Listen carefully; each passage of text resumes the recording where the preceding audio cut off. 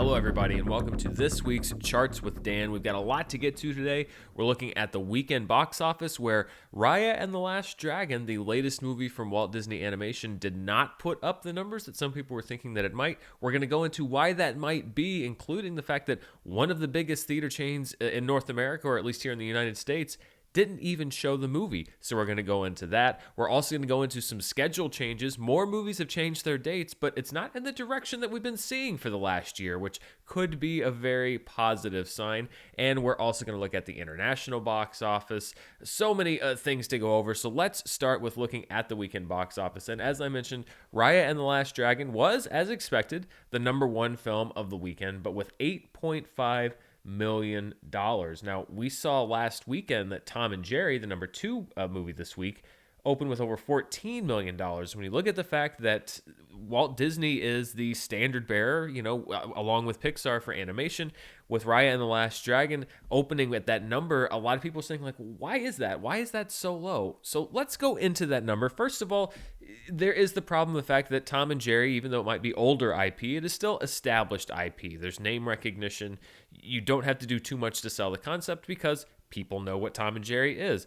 Raya and the Last Dragon is new IP. You have to sell people on the concept. Perhaps that was part of the reason why it didn't open as big. There was also the Disney Plus Premier Access VIP Plus package, or whatever you want to call it. If you could watch it at home for $30. Now, Tom and Jerry, though, had the same thing. You could watch it on HBO Max at a lower price point. So I don't really know how much of a barrier the at-home thing was, because Tom and Jerry had the same thing for a little bit of a lower barrier, and people still went out to the theaters to see it. But there was one key thing that needs to be pointed out when we're talking about Raya and the Last Dragon, which is that Cinemark, which is the number 3 theater chain here in the United States, did not play Raya and the Last Dragon, reportedly because Disney was asking too much. We've talked about Warner Brothers, the fact that they adjusted the share of the ticket sales that they get down for their films that they're showing. So usually it's about a 50-50 split. Warner Brothers is reportedly taking about 40-ish or 45%. Disney reportedly would not come off of their 50-50 split structure, which is less than they usually take, but still quite hefty for a lot of theater owners. And a lot of these owners have said, like with Warner Brothers movies, kind of the compensation for the fact that you can watch these movies on HBO Max is Warner Brothers has gone to theaters and said, like, well, okay, yes, we're showing our movies on HBO Max, but you can keep more of the money if people come to see it in your theater. And that has been the bargain that's been struck.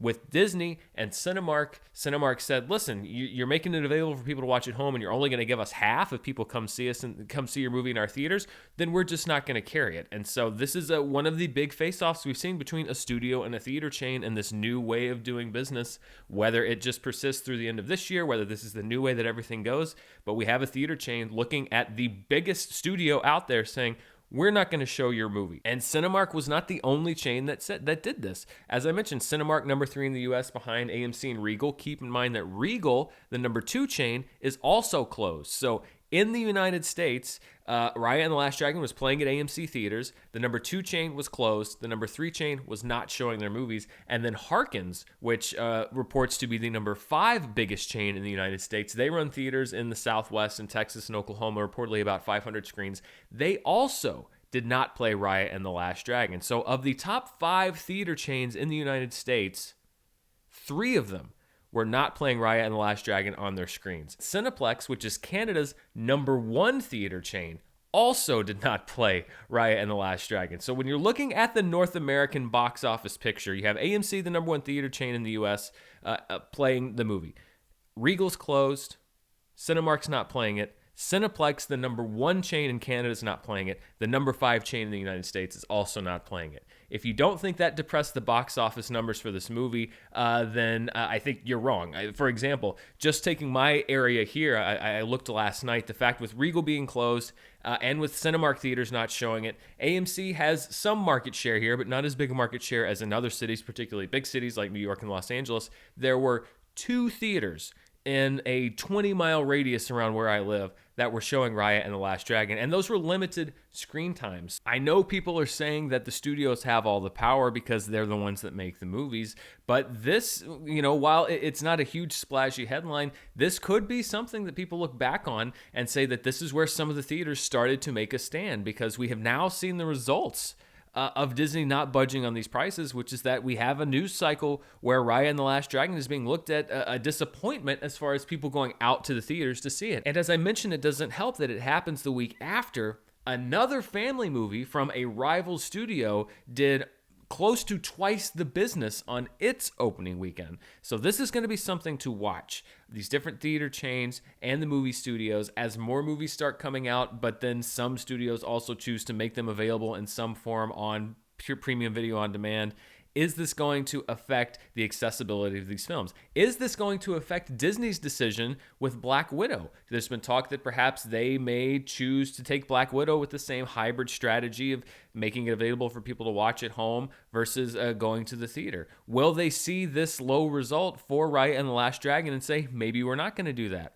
On the other hand, I was reading a story in Deadline when they were talking about the situation that said that they had talked to analysts that said that the money that Disney makes on that $30 Disney Plus Premier Access, when you rent the movie for $30, they don't split that with anybody. They said that the share that goes back to Disney from one $30 rental of one of their films is equal to 5 or 6 tickets sold. So it could be that Disney says, well, you know what? I don't care if you don't show our movies, because we can sell one rental and that's worth 5 people going into a theater and seeing our film.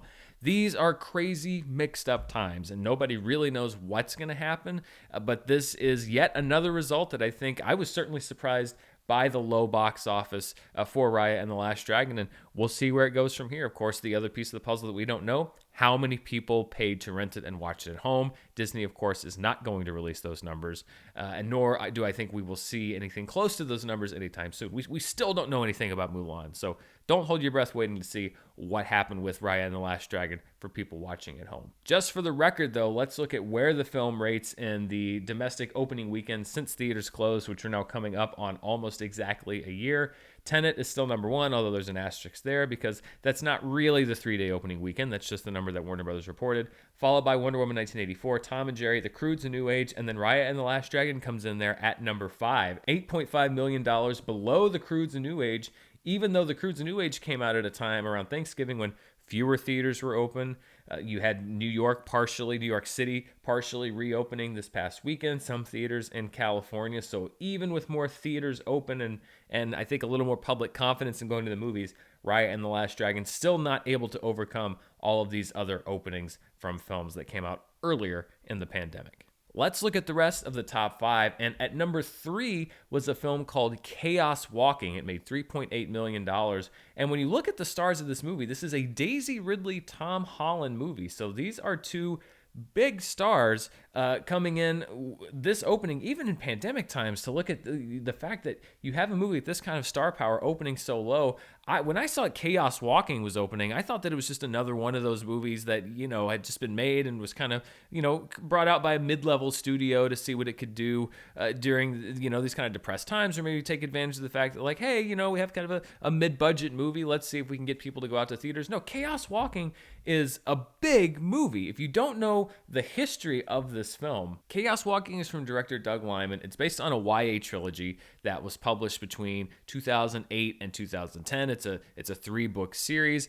Lionsgate acquired the rights to it 10 years ago and said that they were going to make a movie. But of course, there were lengthy production delays. So we're already going back a decade when the YA boom was in full swing and they decided that this was going to be a movie series. It took a long time to get the script and stuff ready. Daisy Ridley signed on to the movie a year before The Last Jedi, not Rise of Skywalker, a year before The Last Jedi was even released. Tom Holland signed on to the movie about 6 months after he first appeared as Spider-Man in Civil War. So they definitely signed a couple of the hot young stars of that moment. It just so happens that moment was several years ago. Nothing against Daisy Ridley or Tom Holland, because I think they're both still A-list celebrities, but they were, hot off the presses when they were cast in this movie.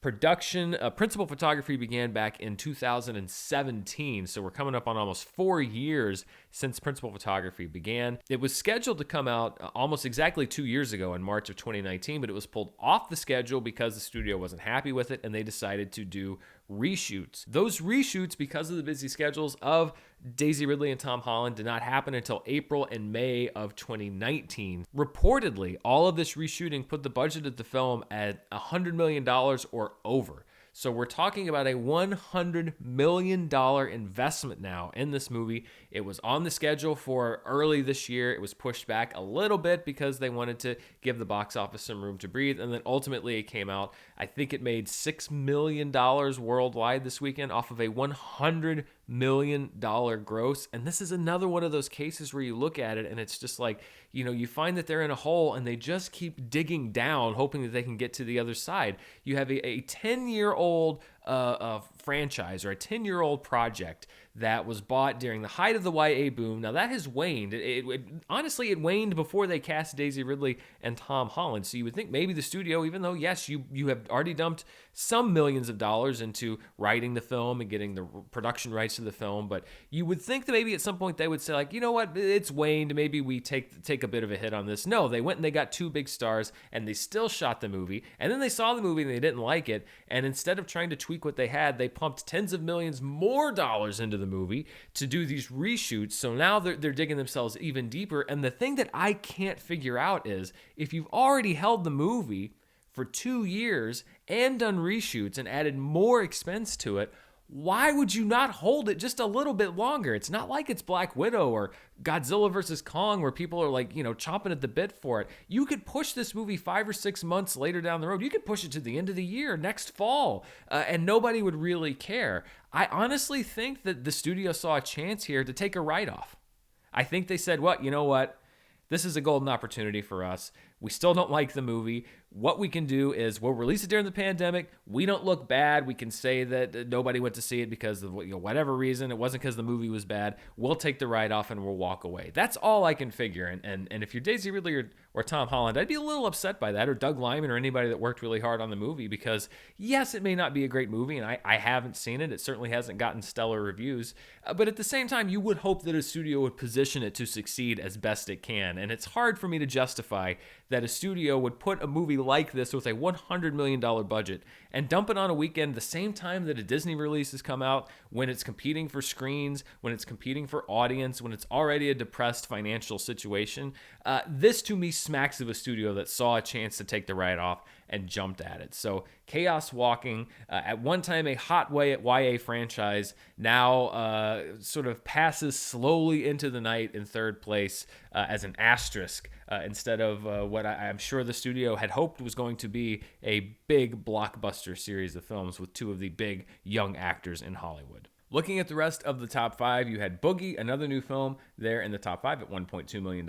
And then in week 15, The Croods: A New Age. A lot of these new films have pushed out some of the legacy movies that we've seen, like Wonder Woman 1984 and The Marksman, Little Things, some of the ones that opened earlier this year out of the top 5. But The Croods: A New Age still hanging around in its 15th week in the top 5. We'll see if it can hang around for another week. That is the little movie that, well, I guess not little because it's a major animated film from a big studio, but it is the Thanksgiving movie that could, here almost 4 months later, still in the top 10. Let's see where this leaves us with the 2021 domestic box office. Tom and Jerry is still on top with coming up close to $23 million, followed by The Little Things and The Marksman. Raya and the Last Dragon enters the charts at number 4 with $8.5 million. That bumps Judas and the Black Messiah down to 5. Chaos Walking enters at number 6, followed by Land and Nomadland at numbers 7 and 8. Boogie opens the chart at number 9, and then The Mauritanian is dropped down to number 10. We had 3 films drop off the list: Our Friend, The Emperor's New Groove, the re-release, and Willy's Wonderland. This also means for the first time in 2021, we have no re-releases in the domestic top 10. All new films, which is, it's a small milestone, but I'll take the milestones that we can get at this point. Let's look at the 2021 worldwide chart, what's there, and more importantly, what's not there. We have no new movies here in the top 10. Hi Mom is still there at number 1, closing in on $800 million, followed by Detective Chinatown 3 A Writer's Odyssey. Endgame swaps places with Boonie Bears the Wildlife, both Chinese films, at number 4 and 5. New Gods Nature Reborn stays at 6. Tom and Jerry moves up one to number 7 with over $57 million worldwide. The Yin Yang Master goes down to number 8. Master from India jumps up one to number 9. And Big Red Envelope from China goes down one to number 10. Now, one movie that you are not seeing on this chart is Raya and the Last Dragon. And it's not because it didn't open in international markets, although there are many international markets that are not yet open and certainly not open at full capacity, but it opened in several, including China. China did carry Raya and the Last Dragon this past weekend. We have seen, obviously, when you look at the charts for China, that they have a very robust box office picture right now. But Raya and the Last Dragon made about the same amount in China as it did here in the United States, just over $8 million. So any hopes that Disney had that it was going to have a huge blockbuster opening in China were dashed this weekend. Now, there is the possibility, because there was a little bit of growth for the movie as the weekend progressed. We saw that with Soul. Soul became a big hit for Pixar in China. I think it's the second highest grossing Pixar movie of all time. And it didn't start big, it grew big. Projections right now, though, based on the ratings that the movie has gotten, don't see that kind of result happening. They're thinking that maybe the film might make around $20 million in China.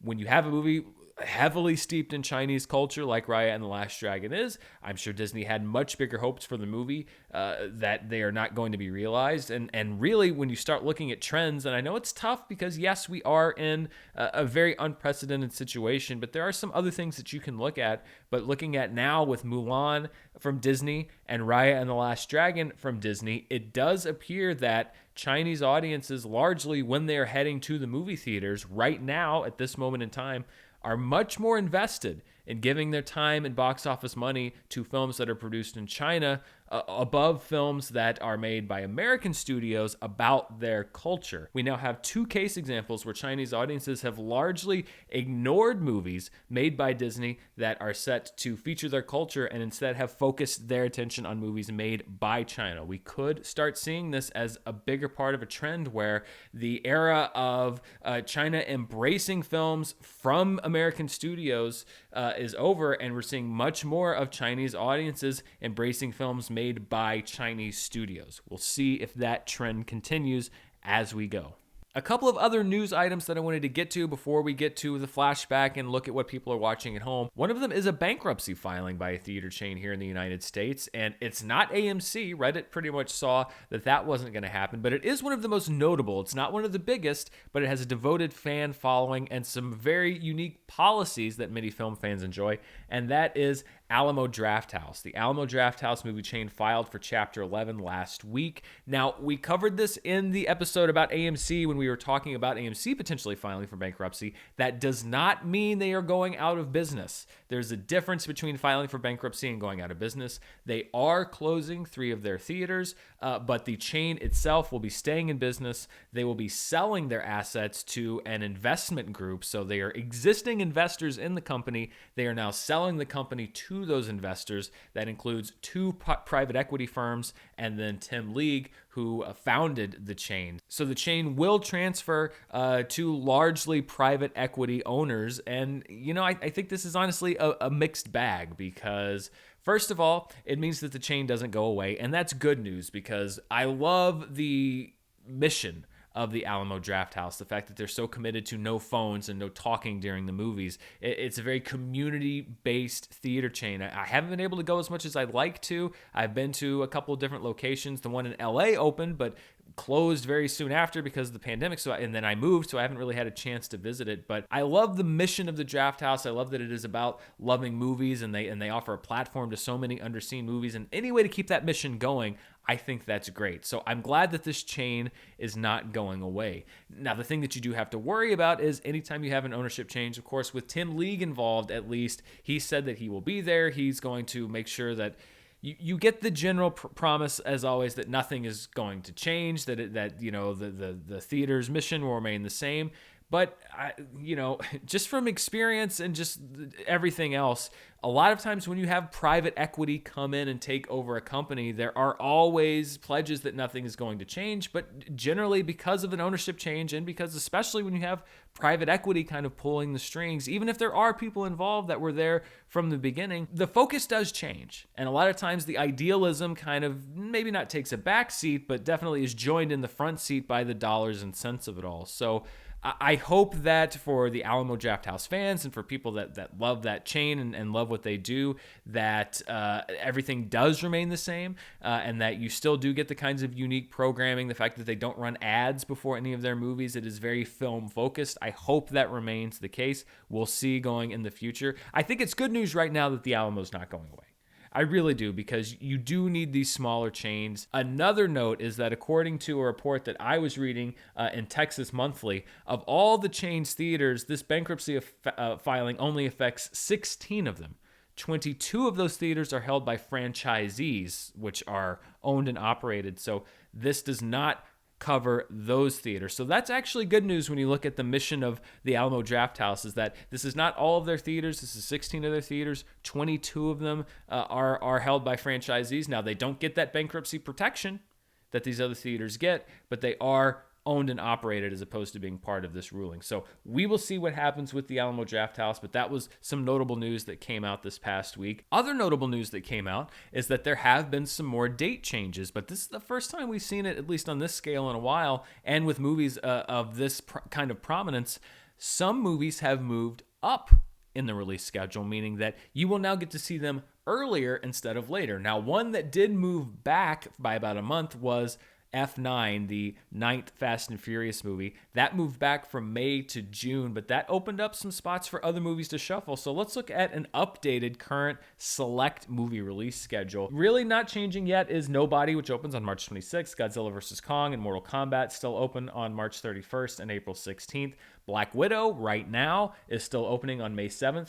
Peter Rabbit 2, it was opening back in June. It has moved up to May 14th. Free Guy and Spiral from the Book of Saw are still set for May 21st, with Cruella on May 28th. But joining Cruella now on May 28th is A Quiet Place Part 2, which decided to move its date up from the fall, September 17th, to Memorial Day weekend. Also keep in mind, and we talked about this deal last week, Paramount announced that they are essentially having the traditional theatrical window and putting some of their biggest films on Paramount Plus, their new streaming network or rebranded streaming network, however you want to describe it, 45 days after release. And Paw Patrol the movie was the first one that was scheduled to do it later this year.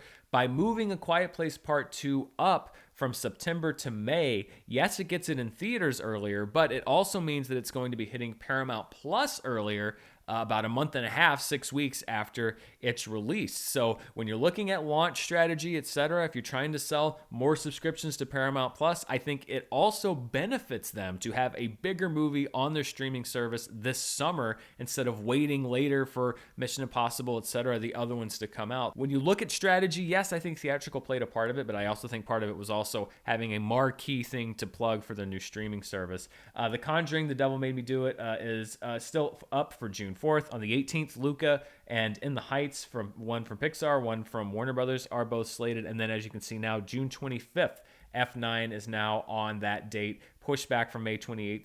Currently, Venom: Let There Be Carnage is also dated for June 25th, but we've seen this before. I think the fact that F9 moved there is a good indication that Sony is probably looking to push that film off that date. I don't really know if Universal would push F9 to compete directly with Venom: Let There Be Carnage if there wasn't some indication that that was going to happen. One movie that did get pushed back significantly is Minions: The Rise of Gru, which had already been pushed a couple of times.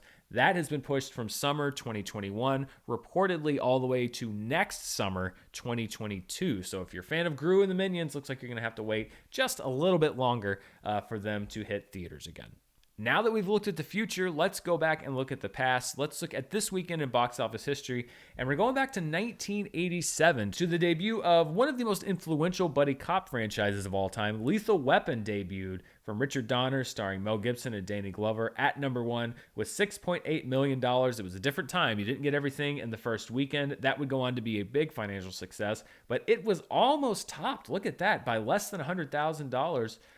By the second weekend of A Nightmare on Elm Street 3, The Dream Warriors, one of my personal favorites in the franchise, top three. That was a tough competition for number one, but Freddy ended up being in second place there. Platoon, in its 12th week on a way to Best Picture win, was in third place at number three with $6.1 million, so that's pretty competitive as well. The Robert De Niro, Alan Parker film Angel Heart was at number three with $3.6 million, and then in its sixth week, Outrageous Fortune with Bette Midler and Shelley Long. This is one of those posters I just remember. I don't even remember what movie it's from all the time, but I just remember this poster and it's being in the video store. I don't know why. It's just one of those things that sticks in your mind from when you're a kid. That was in fifth place with $3.3 million. Some other notable moments from this weekend in box office history. We're kind of classics heavy this week, a little bit. In 1955, James Dean made his major film debut in East of Eden. Of course, he would have a tragically short film career. 50 years ago, hard to believe, 50 years ago, George Lucas's THX 1138, which was his first film, opened in theaters nationwide. This would be on the road to him making American Graffiti and then obviously Star Wars. In 1984, Tom Hanks and Daryl Hannah's Splash debuts, a big early movie for film director Ron Howard. And then back in 2009, he's still in the press. I mean, we're gearing up for a big release. Zack Snyder's Watchmen hit theaters 12 years ago, a movie that had been much in production and much anticipated for a very long time. Still has a lot of detractors, still has a lot of big fans, but we're now well over a decade from the release of that as we approach the release of the Snyder Cut of Justice League next week on HBO Max. Let's see what people are watching at home. And first of all, let's see what people are buying and renting on Amazon. Now, this is key to note because Amazon does not include streaming, meaning movies that are included on Amazon Prime Video in this chart. There was a big release this past weekend, which was Coming to America, the sequel to Coming to America. I talk about this in my review. By the way, if you want to see my review, you can click up there on the card. It is a very difficult thing to keep straight, but I got a press release email from Amazon this morning saying that it was the most streamed movie in the past year on its opening week, and that it was the number one streamed movie of the weekend. And then they sent out a chart from an analytics firm, with a list of most streamed movies. Now, the problem being there are no actual numbers associated with that. So when Amazon says that Coming to America was the most streamed movie in its opening weekend in the past year, I'm sure by some metric that's true. I don't know what metric that is. I don't know if that's why clicked on, finished, 5 minutes, 10 minutes, 30 minutes. This is why these streaming numbers drive me crazy, and why, we report the numbers that are reported, but there's always with the asterisk that there's no context for these numbers. So Amazon apparently very happy about how Coming to America did this past weekend, but there's no context to any of the numbers that they gave us. But let's look at what people were buying and renting on Amazon. The premium video on demand of The Mauritanian, starring Jodie Foster, is at number one actually on Amazon. At number two, the premium video on demand for Land, which is Robin Wright's directorial debut, is at number two. The Croods: A New Age, the rental, was there at number three. The 4K rental of Monster Hunter at number 4. That's opening the rental window. Minari premium video on demand at number 5. Barb and Star Go to Vista Del Mar still on PVOD at number 6. The rental of Greenland at number 7. Fatal, which has opened the rental window, is there at number 8. And then Monster Hunter makes the chart again for the HD rental. So Monster Hunter does seem to be a pretty big cross-format hit over on Amazon, at least as far as rentals go. And then at number 10, the premium video on demand rental of Wonder Woman 1984. Let's see what people are watching using iTunes on their Apple devices. Monster Hunter is at number 1. Crisis at number 2, a new entry into the chart there. The Croods: A New Age at number 3. Greenland at 4. The SpongeBob movie, Sponge on the Run, which if you're watching us up north from our neighbors to the north, Canada, is old news because that was put out in movie theaters last year. It is now available with the launch of Paramount Plus. They said that this was going to be part of their launch as a premium video on demand film at number 5. Minari PVOD at number 6. A lot of buzz around that. It's building momentum going into award season. I'm happy about that because I really like that movie. Tenet at number 7. Then we have The Mauritanian available on premium video on demand at number 8. Promising Young Woman, which has opened the purchase window. The rental window will open soon, but you can now purchase it, is at number 9. And Fatal there at number 8. And finally, let's look at what people are watching on Netflix. First, the overall Netflix chart. This encompasses all of Netflix programming. Jenny and Georgia, the Netflix original series, remains there at number 1. Murder Among Mormons is at number 2. Sentinel and Moxie, 2 Netflix original films, are at numbers 3 and 4. Then Bigfoot Family, which is a Netflix original film, at number 5. Training Day at 6, and The Dark Knight at 7. Behind Her Eyes, a Netflix series, at number 8. And then iCarly, which stays there at number 9 from a very popular Nickelodeon series. And I Care a Lot, the Netflix original film, at number 10. So you saw a lot of movies in the top 10 there. Let's see how that stacks out amongst movies watched. So this is just people watching movies on Netflix. Sentinel is number 1, followed by Moxie, then Bigfoot Family at number 3, Training Day and The Dark Knight at number 4 and 5, I Care a Lot at 6. So 6 of the top 10 most watched things on Netflix were movies. That's been a change. It's been a little bit series heavy lately. Then at number 7, Biggie, I Got a Story to Tell, an original film at number 7, as I mentioned. Crazy Stupid Love at number 8, I Am Legend at number 9, and 2 Weeks Notice at number 10.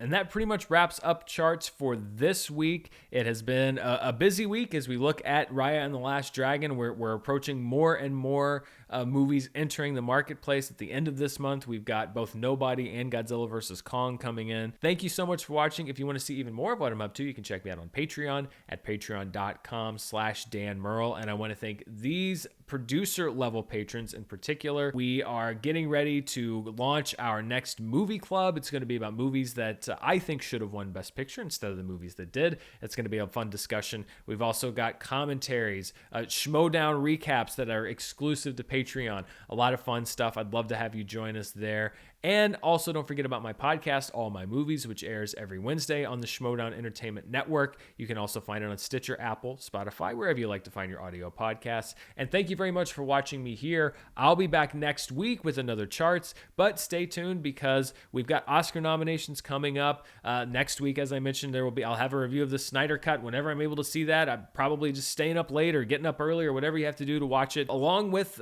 we just rotated off WandaVision, but we got the premiere of Falcon and the Winter Soldier. There's stuff happening. There's stuff streaming. There's stuff coming to theaters. We're getting flush with entertainment again, and I'm super excited to be back in that spot and excited to bring you my thoughts on everything that's happening. I'll see you next time. Stay safe.